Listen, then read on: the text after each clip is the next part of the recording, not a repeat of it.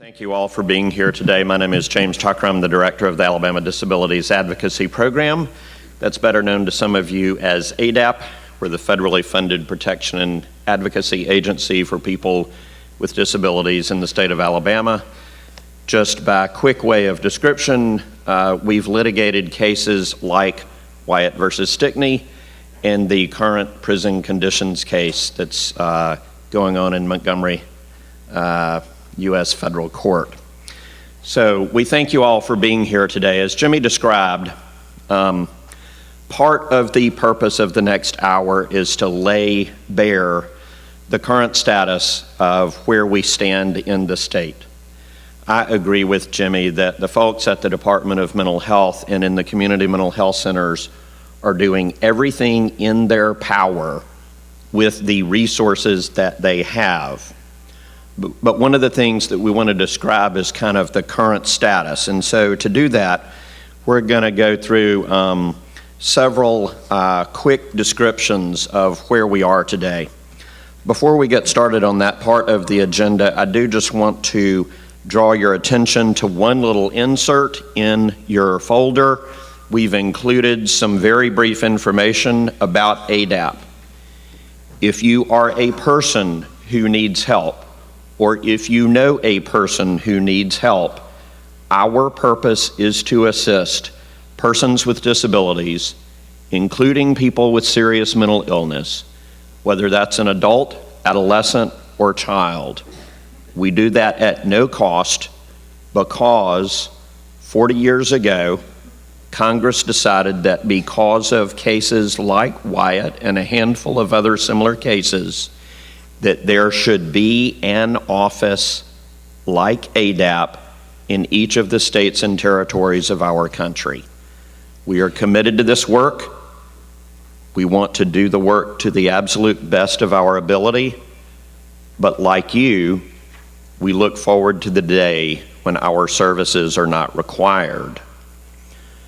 Those issues abound in Alabama with, unfortunately, a special virulence because we continually struggle to fund public services at a minimally adequate level. We end up with lawsuits like Wyatt and the current prison conditions case. So to walk us through a handful of these issues, we're going to call on a handful of individuals to help describe what we deal with in the system today. Our friend Mark Litvine will be here. He speaks eloquently about his experience as a person with mental illness, a person who experienced crisis, and a person who has worked closely with our friend Jimmy Walsh. Mark, I'll ask you to come up and describe your experience, how you got to where you are today, and your work as a peer. Thank you for being here, Mark.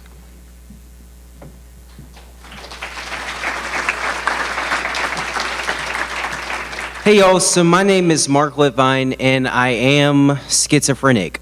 I don't suffer today because I get a shot once a month, Invega Sustaina, and that has saved my life. It keeps me from having symptoms of schizophrenia. I grew up in Mountain Brook, had a good family, loving family, never felt like I fit in, but I was doing fine, hanged around kids I went to high school with. Around the age of 22, I started showing signs of schizophrenia. I was misdiagnosed as bipolar for many years. I had a falling out with this girl one day, and the next day just woke up convinced that the whole town was in on this game where I was supposed to marry this girl. And I wanted to marry this girl, and I didn't know what was going on.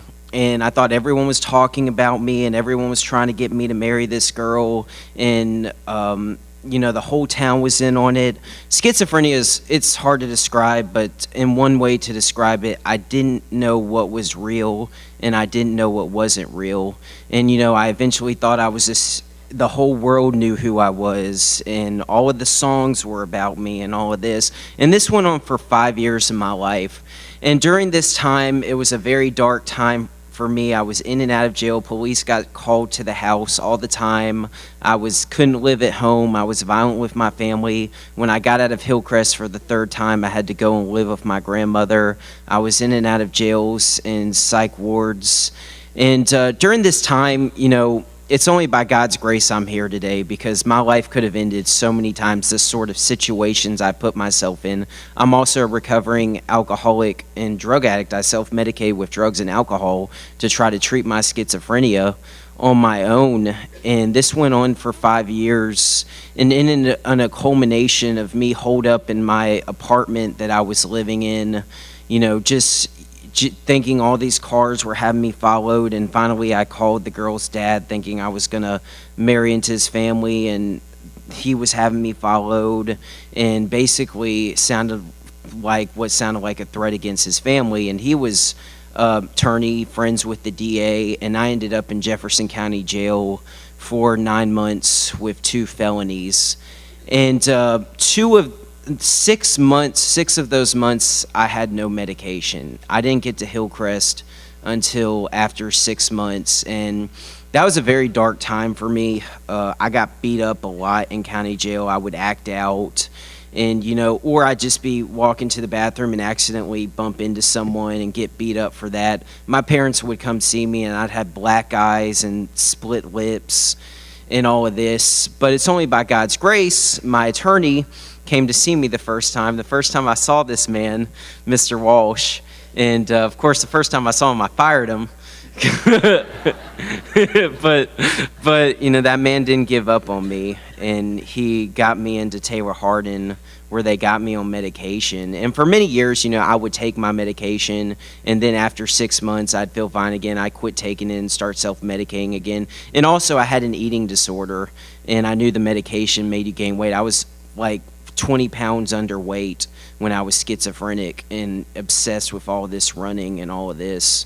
It all had to do with this game that I was constantly going through, and I was just in and out of trouble. But I got into Taylor Hardin, and they got me on Haldol, and within 2 months I realized that all of this stuff going on was in my head. And that was a lot to take on. But Mr. Walsh wanted me to get court-ordered. He told me about a place called the Birmingham Fellowship House. And I was like, well, I wanted to get out of jail, and, I had been there 9 months, and I came back to Taylor Hardin. I was there another 5 months. And I got court-ordered into the Fellowship House. My felonies got dismissed, and the Fellowship House saved my life. They introduced me to the program, which got me sober. I had been beaten down, and I finally made a decision to work the program that I was working and to get sober. Today I'm a person in long-term recovery, and that means I haven't had a drink or a drug since March 1st, 2013. And today I became a volunteer at the Fellowship House, and I wanted to stay involved. The courts let me go home of March 5th, 2014, after I was in the Fellowship House apartments for a year. I became a certified recovery support specialist, and I train other certified recovery support specialists, along with Pam Butler, who works for the department at Lake Gunnersville. I am certified by the Alabama Department of Mental Health. And Pam stressed the need at our first CRSS training for peer-run organizations, and me and a bunch of us got together and came up with Ross. And we offer free recovery supportive services to anyone with a substance use disorder, as well as helping those who are mentally ill, and I'm a marketing director for them today. I'm also a certified peer specialist today, certified on the MI side. Mike Autry certified us along with Christy and all of them. I speak at my high school about mental illness to the psychology classes there. Life is amazing today. I'm happy, joyous, and free. The program which got me sober is my life today. I'm involved in very many different young people recovery groups, and I've made peace with my past, and I've righted a lot of my past wrongs, but none of this would have been possible if I hadn't gotten on the right medication, and it hadn't been for Jimmy Walsh to teach me to take my medication every day. That's the only reason I'm here today, because of medication and the grace of God. And I finally went through enough to where I was ready to get better, so thank y'all.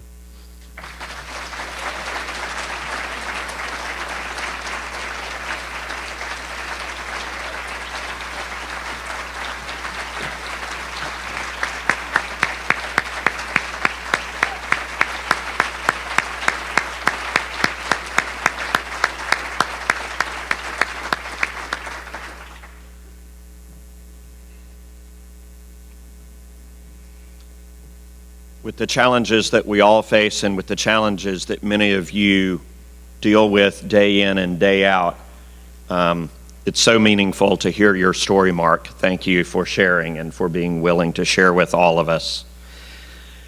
I next want to introduce the Honorable Sheriff of Montgomery County. I lived in Montgomery County for most of the last 20 years, and Montgomery County is incredibly fortunate to have Sheriff Derrick Cunningham.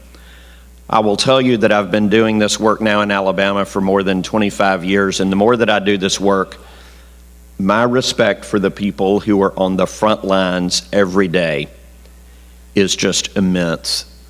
Whether that's a social worker at DHR who's being called to go investigate an allegation of child abuse neglect, whether that's social workers who are working with the community mental health centers, but especially law enforcement. Many of us appreciate the work that you do every day to deal literally with life and death situations, and to be able to come to an event like this with a diverse group like this to talk about the commitment that the local sheriff's department has made to try to connect the right kind of public policy, crisis intervention, so that we can divert individuals from having to go to places like jail or prison often because their behavior is a reflection of their mental health status is truly extraordinary. Sheriff Cunningham, won't you join us? Thank you.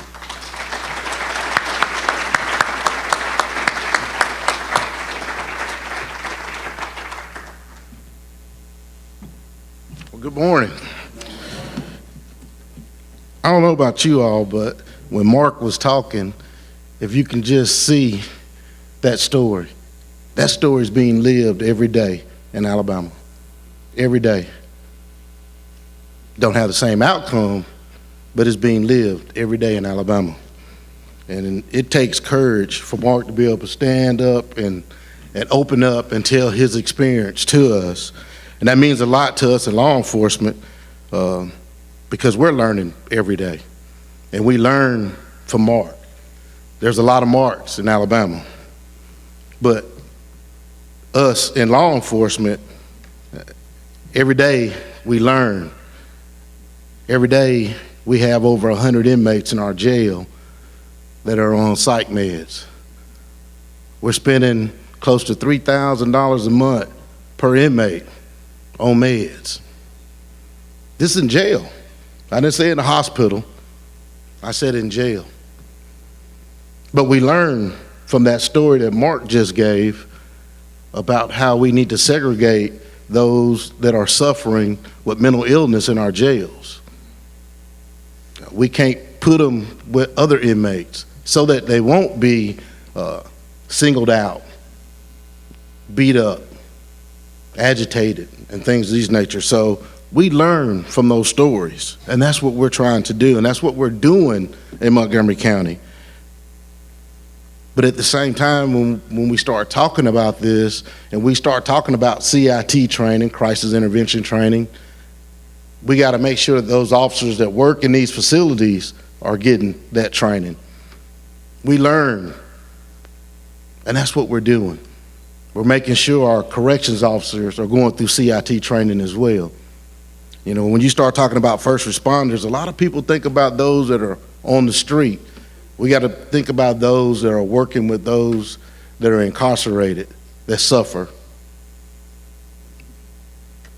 CIT training is something, I guess right now in law enforcement, we start putting that dollar sign, when we start talking about training, that dollar sign come up. We can't afford to do that. But let me tell you something, we cannot afford not to do that. All it takes is one incident.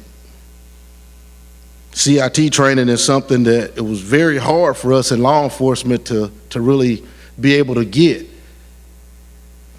But now we found a way to tap into that. And we were able to tap into it by getting a grant and being able to provide CIT the trainer classes for several of our first responders here, people that work in public safety, from fire medics to deputies to police officers to hospital personnel. A lot of times people don't think about that encounter may start at the hospital in the ER. So now we're reaching out. We've trained over 100 first responders right here. Over 34 different agencies are getting CIT training. We're so fortunate because we were able to do this off of a grant, and we were able to offer that training for free. So CIT training is a must. It's something that we're going into the future with. We talked last night about crisis intervention, but de-escalation goes a long way. You may not be talking to a person that's in the crisis mode. You may be out just working a simple domestic, but you need to have those skills to be able to listen and to be able to interject and to be able to calm a situation without using force. We're learning in law enforcement. We're learning to be able to work with people like Mark that got up and told that story so that others will have that same outcome. Building those bridges right now, when you look at inside of our jail and you're providing medication to those that are coming in that has been diagnosed, but then when they're being released, being able to have somebody in place to be able to make referrals to our community mental health services here. And I seen Henry in the back. We have joined at the wayside with our community mental health organizations, our hospitals, and everyone to make sure that we're providing that service while they're incarcerated and when they leave, giving them 3 days worth of medication to make sure that they're still medicated when they go and get their appointment at our community mental health services. But we got to work together. We got to continue to do what we're doing. And I'm just talking about those that are incarcerated. I hadn't even talked about the 252 civil commitments that we go out and serve every year from my agency. So that's what we're starting to see from the law enforcement area. We're just giving you a snapshot of what we're dealing with. Thank you all.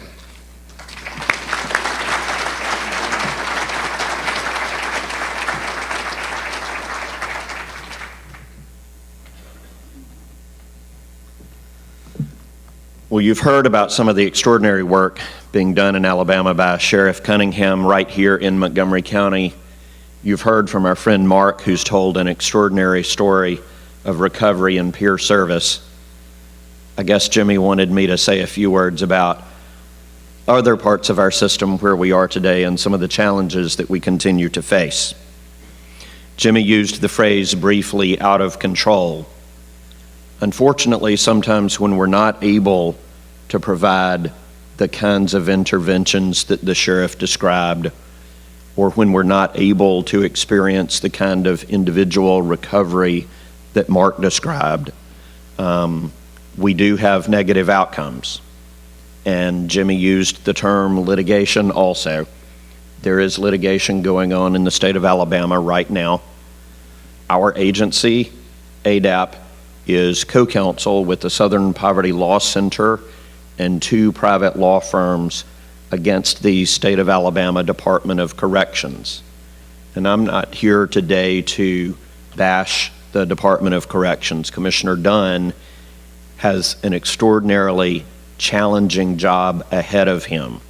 So I just want to talk a little bit about some of the facts and some of the challenges that we face.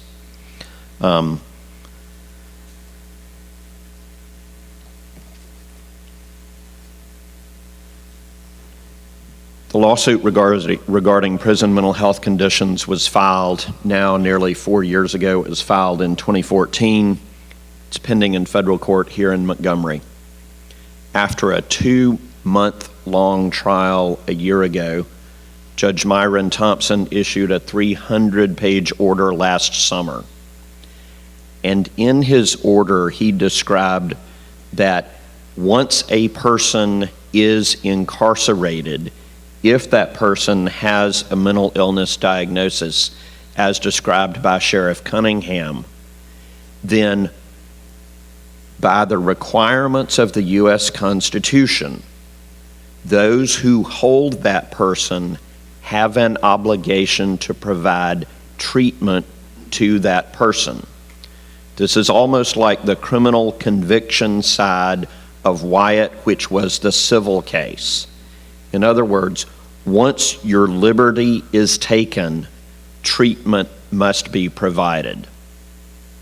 In Judge Thompson's 300-page order, he identified about half a dozen very basic components of any care system that have to be present. Just to try to give you a really basic context, my mother asked me at one point in the last year or so, James Arnold, why do we have to provide care to those people? And basically I said, if you're going to arrest and detain them, and if they have a mental illness, then you have to provide care to that person. You have to identify people with mental illness. You have to provide individualized treatment. You have to have an adequate number of staff, and those staff have to be qualified. You have to have adequate levels of care. For example, the state of Alabama prison system today does not have the equivalent of a hospital level of care. For a system that incarcerates more than 20,000 people and that has more than 3,000 who are identified as persons with a serious mental illness, it is simply not mathematically likely that there would be no one who requires a hospital level of care. You have to have an adequate system of care. You have to address persons who are at risk of suicide. You cannot discipline persons for behaviors related to their mental health status. You can't segregate them based exclusively on their mental health status. If you listen to what those components of a system of care are for a jail or a prison, you'll hear echoes of what any adequate system of care would look like.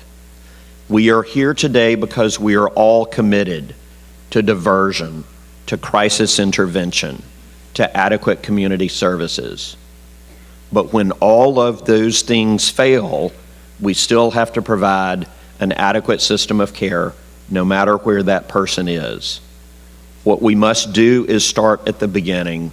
We must invest in an adequate community system of mental health care so that these kinds of outcomes can be avoided.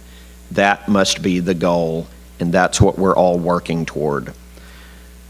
Unfortunately, we're in the middle of that prison mental health case, and that case will continue until we obtain a resolution. There's a long way to go.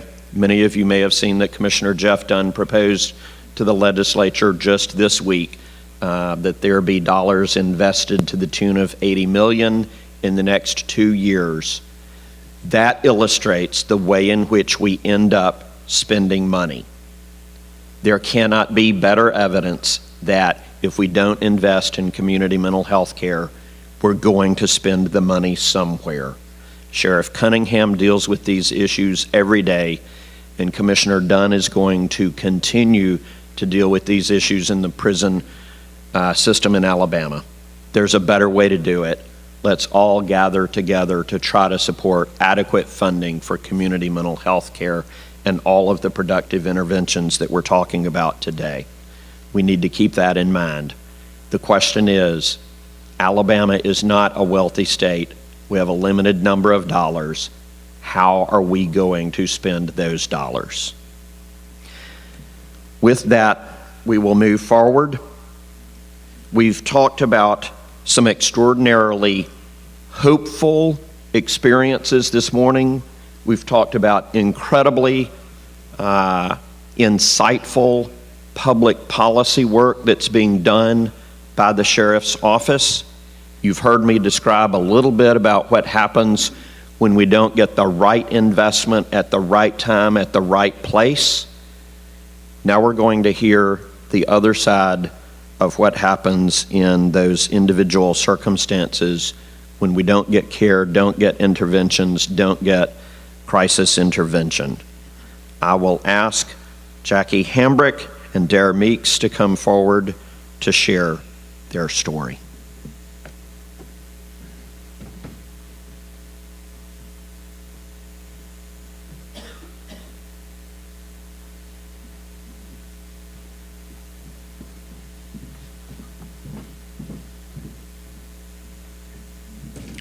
Thank you, honorable attendees, for being here today. My name is Jackie Hambrick. I'm a single mom. My deceased son's name is Daniel Thomas Reed. Daniel lived 32 years on this earth and died July 18, 2017. Because of Daniel's death, our family is forever changed. Daniel's empty chair will be the void, the hole, the devastating sorrow our family is enduring. This is a big story with many twists and turns, but due to limited time, I will do my best to share some of the important facts. I do ask for your patience. My son Daniel was diagnosed with delusional disorder with psychotic features, severe depression, recurrent, and social phobia. This diagnosis was given as Daniel was assessed by many psychiatrists at UAB during the first 2 weeks of February 2017. Daniel received treatment during this time, and because his sisters had filed a petition to have Daniel stay in the hospital until stable and compliant, there was a hearing scheduled for his release. Dr. O'Leary reported that with medication and monthly visits to a therapist and a psychiatrist, Daniel should be able to be stable. The judge agreed to release Daniel under my care, and we both went home. Daniel and I made our home in Clay, Alabama, which is in Jefferson County. My son had lived with me nearly 5 years. Daniel did very well taking his medicine as I administered it to him twice a day: Risperdal, Prozac, Vistaril, Trazodone, and Topamax. These were medications prescribed by his doctor. March, April, May passed without any incidents. And then in late May, I started noticing symptoms returning of paranoia and depression. These continued into July, when Daniel's therapist, sisters, and I became alarmed at Daniel's decline. Daniel's therapist recommended that our family file a petition to return Daniel to a UAB psychiatric hospital. On Monday, July 17, 2017, his sisters filed a petition at the Jefferson County Probate, where they were promptly told that it could be up to 30 days before any action would be taken to return Daniel to the hospital. We called Daniel's psychiatrist, no response. We called Daniel's therapist, who in turn called the probate court to alert them that Daniel needed immediate medical care. No response. I begged Daniel to let us take him to the hospital. This was after he admitted to me that he had stopped taking his medicine for some time. On Tuesday, July the 18th, 2017, I was at work in Homewood. I had spent the night with my daughter, who lives in Homewood. I was constantly calling Daniel, checking on him along with his sisters. Daniel did not have a vehicle. My home is on several acres along with a mobile home, which I rent to a single lady in her 50s. I had told my tenant that I would be at my daughter's house and that Daniel had stopped taking his medicine. I explained that our family was reaching out for help to the doctors and that a petition had been filed. July 18th, 3:30 p.m., my tenant calls me at work to tell me Daniel had pulled up some flowers that belonged to her and a cable cord. 4:30 p.m., my tenant calls me to tell me her brother confronted Daniel about the flowers and the cable. Daniel told the brother to get off his property. 5:30, out of concern, I called Jefferson County Sheriff's Department and talked with the dispatcher named Winchester. I explained in detail that Daniel was mentally ill and that had not taken his medication for weeks. I asked for his advice. He recommended that Jefferson County deputies come to my address where Daniel was and to do a welfare check. Winchester explained that they would check on my neighbor and they would check on Daniel. 6:15. My tenant calls to let me know that 2 deputies had arrived at my address, 1 female deputy and 1 male deputy, in separate cars. There were no body cams and the vehicle's cameras were not on. My tenant said the deputies talked with her and her brother and then talked with Daniel. Daniel accused the tenant's brother of hitting him in the head. My tenant said the female deputy came up to her as her tenant was talking with me on her cell phone. I asked if I may speak with the female deputy, and the cell phone was handed to the female deputy. I explained once again that my son was very mentally ill and that my family and I were trying to get him back to the hospital. The female deputy said, "Yes, I can see that Daniel is very unstable." She recommended that the deputies take him to the jail. I explained that Daniel had said that he would never go back to the hospital and that he would resist. Daniel was 6'3", over 300 pounds. My tenant described the female deputy as maybe 5'9", slim build. The male deputy was described by my tenant as maybe 5'8", medium to small build. I asked the female deputy to please get back up before she did anything. Likewise, my tenant's brother asked the female deputy, please get back up. 6:50 p.m. According to my tenant, the female deputy left her and started back to the front porch of my house, where Daniel was standing and the other male deputy was waiting. My tenant and her brother went back into the mobile home, which was located right next to my house. My tenant said that only 10 minutes or less had passed when she and her brother heard 3 gunshots coming from my house. My tenant rushed out of the mobile home to see that the female deputy quickly pacing back and forth while holding her head on my front porch. The male deputy never came out of my house. My tenant said immediately after the gun was fired, 15 deputy cars were on my property. She counted each one. 7:08, my son Daniel was pronounced dead. Daniel's toxicology report found no alcohol, no drugs. My son had no weapon, had harmed no one, and was on his own front porch. When asked if we had a gun in the house, I said yes. The gun had never been used in 10 years that I knew of, that Daniel had been in Clay, Alabama. When the Aaliyah investigator was asked if a gun was found in my residence, Reed McLaughlin answered, no gun was found.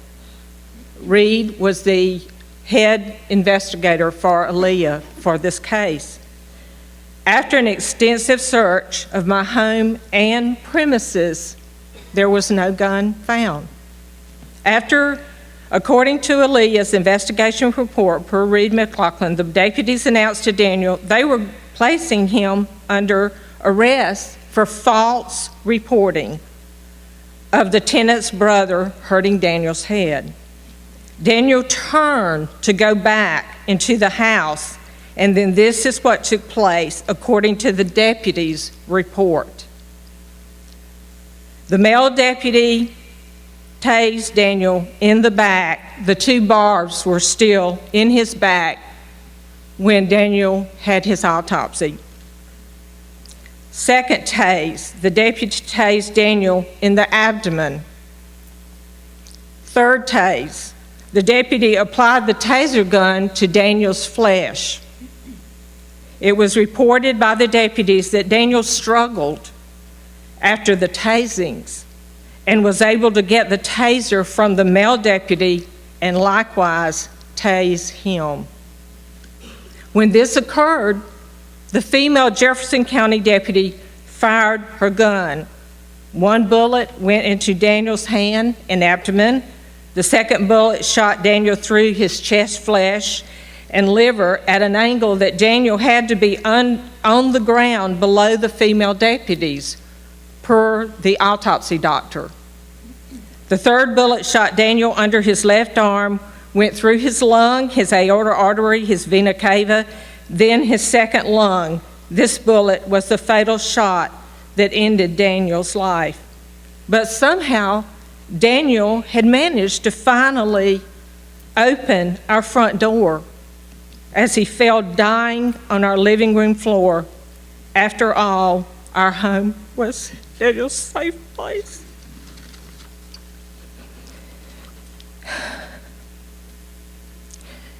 During the meeting with Aaliyah, head investigator Raymond Lachlan related to me that the Jefferson County deputies, shaking his head, are just not trained for mentally ill victims.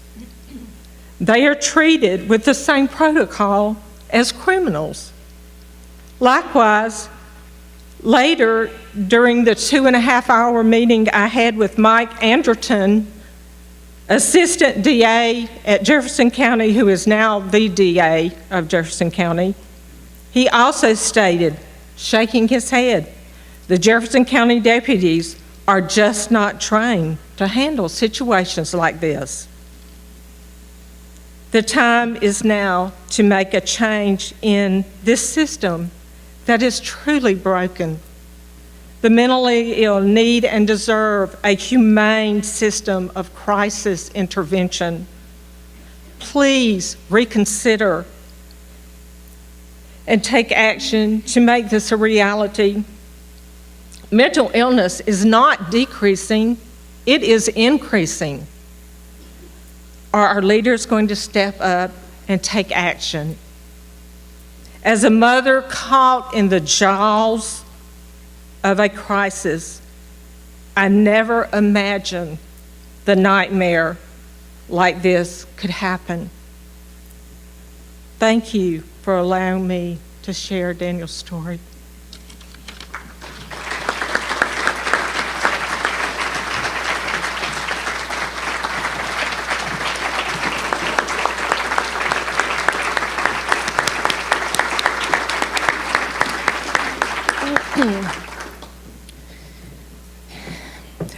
I'm Derrick Meeks. I am Daniel's older sister. I'd like to thank each of you for being here today, for choosing to use your time in this way. Our story, as my mother just described, is one of countless stories like this, but it is our story. Daniel was a human being, just like each and every one of us. At the end of our meeting with Mr. McLaughlin, who handled the investigation at the state level, my mom asked Mr. McLaughlin if he knew what CIT training was. He did not know. She further explained using the term crisis intervention training. He again declined that he knew what CIT training was. He further stated that none of the law enforcement agencies had any such training in Jefferson County. And he shared that he is over 7 counties in Alabama. She then asked him if he knew what NAMI was. He said he did not know and had never heard of NAMI. Mr. McLaughlin was very kind to us. He agreed that the deputies and law enforcement in our community and county are not trained well and that there's a lack of funding needed to complete this training. He said there is no training on how to handle mentally ill people. He indicated that this is a problem and particularly challenging for officers because individuals with mental illness, as we all know, those of us who work with the mentally ill, they do not respond to commands in the same manner which are used in law enforcement for standard procedures. So we certainly don't know and never will know if had those deputies that responded to my mom's home had CIT training, if that outcome would have been different for Daniel. The reason we are here is because we do believe that the outcome for many can be changed if these, excuse me, if this training can continue and become mandatory for law enforcement across the state of Alabama. Like Mr. Walsh said earlier today, and as it states on the back of your binder, the time is now. Thank you so much.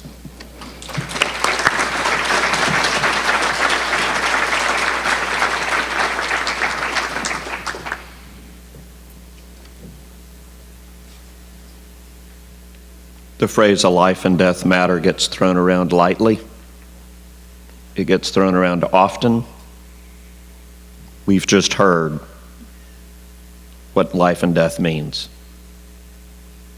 Let's take a moment just to pause and reflect and respect this family that has the courage to come tell their story. Thank you.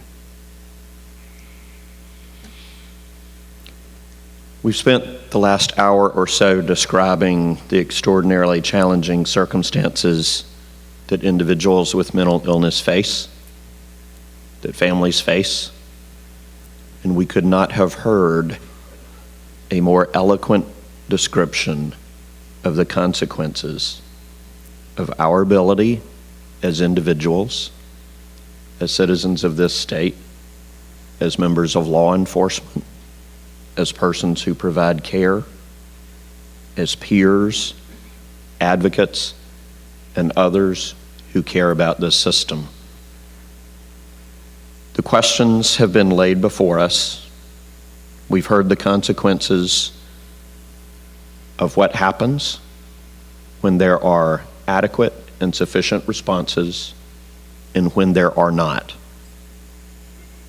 As we close this portion of the day's agenda, I would now like to ask Sheriff Cunningham to come introduce the folks who will give us a demonstration of CIT.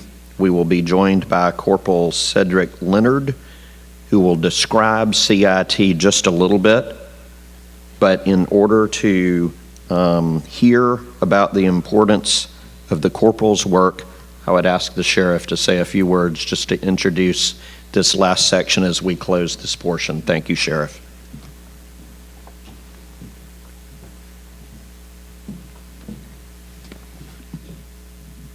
Again, you heard the story.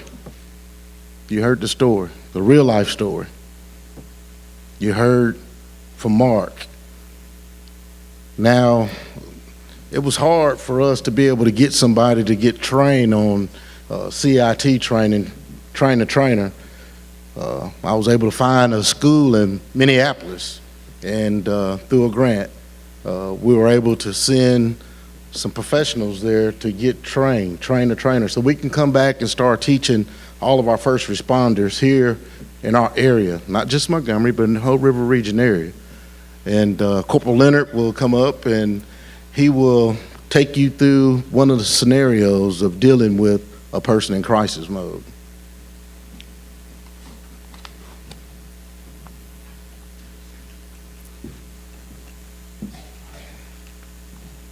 Good morning. As you've heard, CIT is very important in today's society for law enforcement, first responders, and anyone that's dealing with someone that is in a mental health crisis, and realistically, anyone that's in a crisis period. I got to step outside the box for a minute, which we all are going to have to eventually do to make this work, because it's not just a law enforcement undertaking. It is a group. First responders, mental health personnel, hospitals, people in the community, legislators, we all have to work together to make this system work for our loved ones. So close your eyes for a minute. Just reminisce on the story that you just heard about someone's loved one being killed by the hands of law enforcement. That's a tragic event. We don't want that to happen anymore. Training is very important. What if that was your loved one? What if that was your mom, your dad, your brother, your sister? You want them treated with the correct treatment in order for that situation not to happen. We know you want them treated with respect. You want them treated with the dignity, and to take them into custody if possible to get that help that they need, because we know they have an issue. That's why time is very important. It's on law enforcement side. If the first thing that we do with all our training, safety comes first, no matter what. That is the utmost. We have to take that in consideration. Safety is first and foremost. Second, if no one's life is in an immediate danger at that time, time is on your side. In order to affect change, you have to build rapport with an individual. You have to assess the situation. Listen to that person, active listening. That means you're listening to understand what they're going through, not listening to make a response. Look at what they're going through, and then build that trust and relationship with them where you can affect a change in them, in their behavior. That's the only way you can do it. That's one of the scales that we use, and it's called the Fusler scale of change here. Give me 1 second. It's called Fusler's Behavioral Change Stairway. Active listening skills, empathy, rapport, influence, behavioral change. You cannot make a behavioral change until you have that trust from those individuals.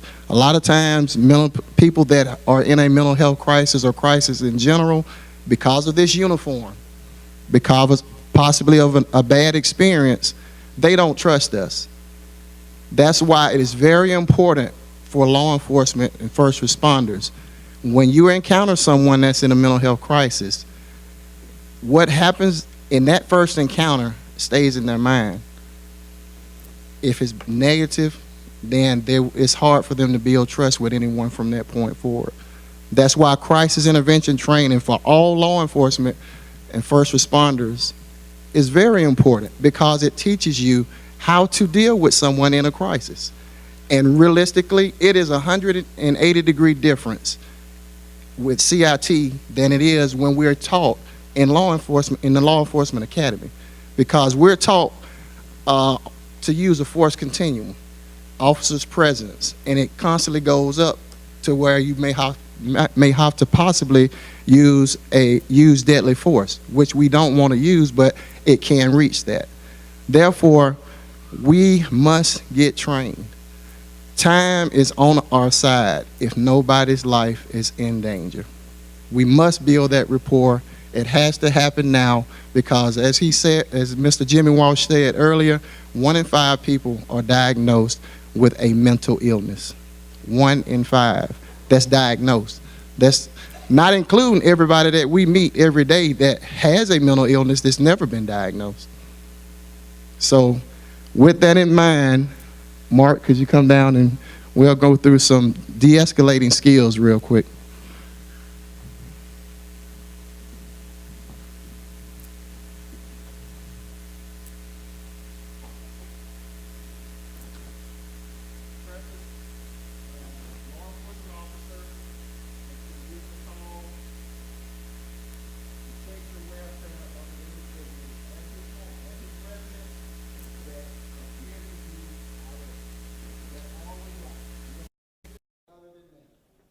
So the scene, I'm getting out, knocking on the door. He comes to the door. Man, my parents are playing games with me. Everyone's running around on me. They're trying to get me to do something that I don't want to do. They're all playing games. Okay. What's your name, sir? Mark? Mark, my name is Corporal Leonard. I'm with the Montgomery County Sheriff's Office. My name is Corporal Leonard. I'm with the Montgomery County Sheriff's Office. I received the call to come out and check on your well-being. Are you okay? No, I'm not okay. Everyone's playing games. They're running around trying to get me to do something that I don't want to do. They're all part of this game. It's, yeah. What kind of game is it, Mark? It's a game. Everyone's in on it. They're all trying to get me to this thing that I don't want to do. They're all running around playing games with me. Everyone's talking about me behind my back. Okay, so let me see if I understand this correctly. You feel that someone's playing games with you, talking behind your back, trying to make you look bad, or am I correct in saying that? Okay. So do you mind if we have a seat? Is it okay for me to have a seat with you and sit down and talk? Because I really want to understand what's going on so I can see if I can help you. I'm not here to harm you. I just want to try to see if I can get you the help that you need right now. Is that okay? Yeah. Okay. Yeah, we can talk about it.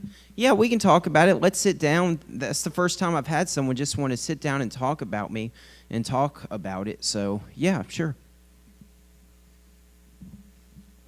And realistically, as long as Mark is not escalating and he's actually willing to talk to me, I can take time, as much time as needed to talk to him. I may have backup coming. We may have the medics coming. But he's not a threat at this time to me. He may use a lot of body language, of expressions, waving his hands.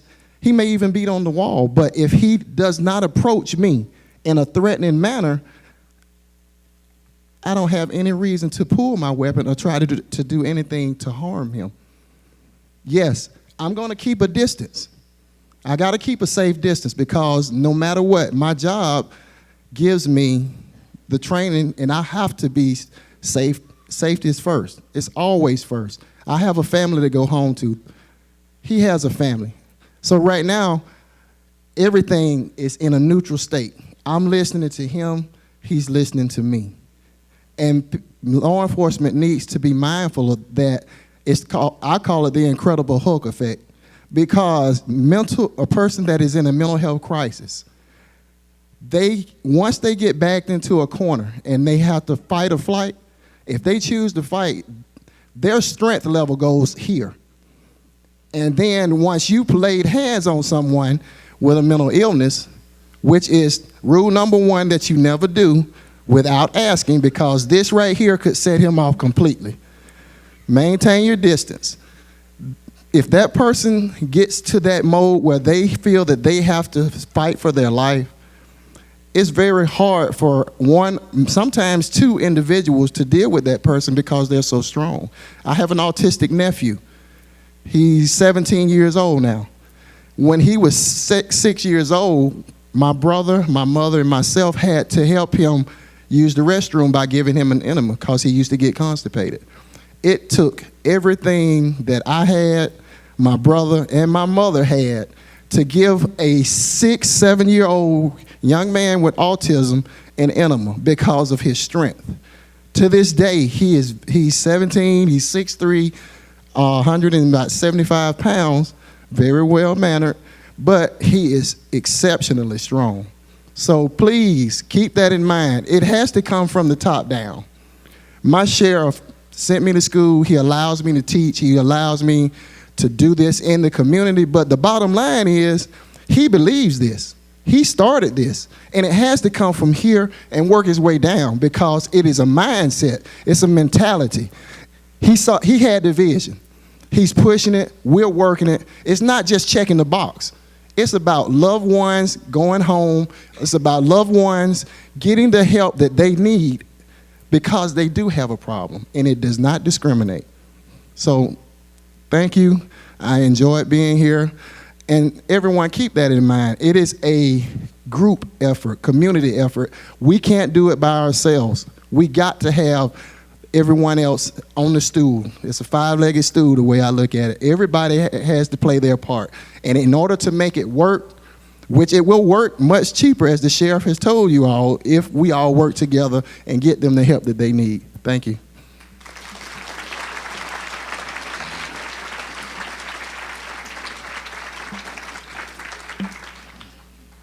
Corporal Mark, thank you so much for being here with us today and giving us that demonstration.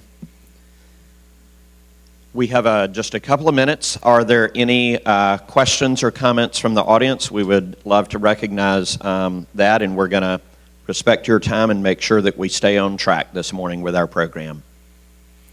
If not, we will, in the back.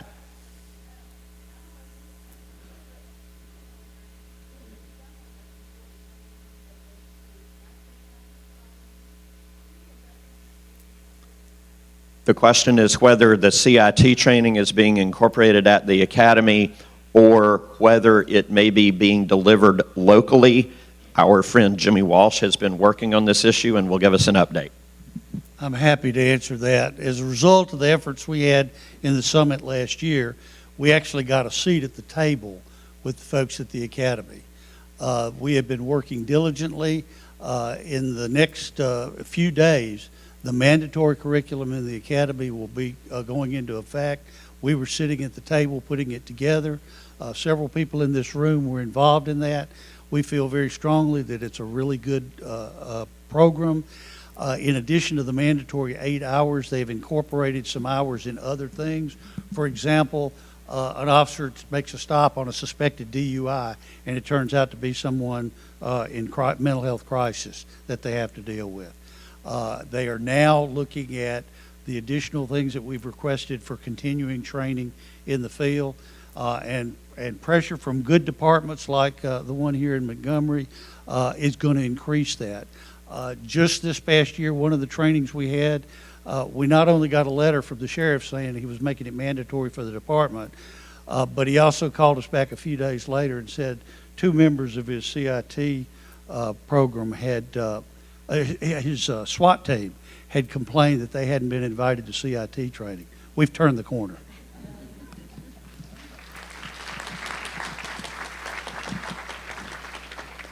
Thank you, everyone. Let's give a final round of applause to the sheriff, the Corporal Mark, and our family.